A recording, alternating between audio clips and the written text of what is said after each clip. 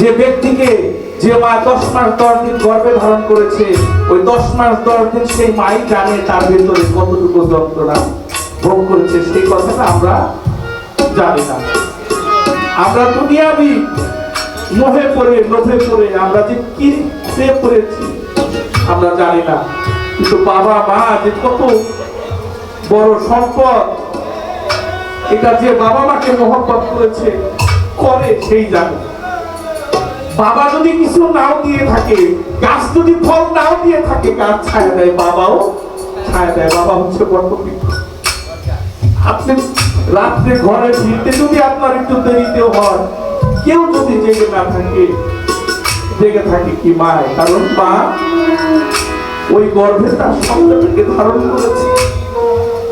এই বুঝি মনে হয় আমার সন্তানটা আসছে।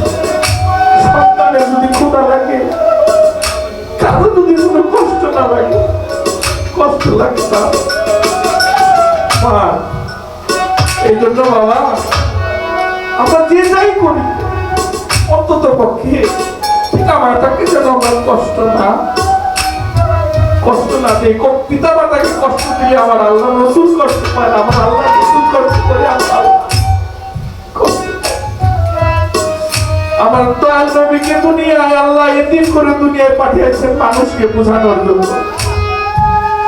তার কোনো কিছুর কমতি ছিল, অর্থ সম্পদ যশ কোনো কিছুর কমতি ছিল না। শিশুকালে মাকে হারিয়েছে, শিশুকালে বাবাকে হারিয়েছে। এই যে এতিমের দুঃখটা আমার দয়াল নবীর দিকে তাকাইলে বোঝা যায়।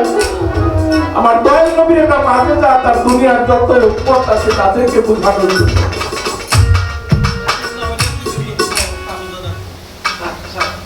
এতিম না হইলে এতিমের দুঃখ বুঝা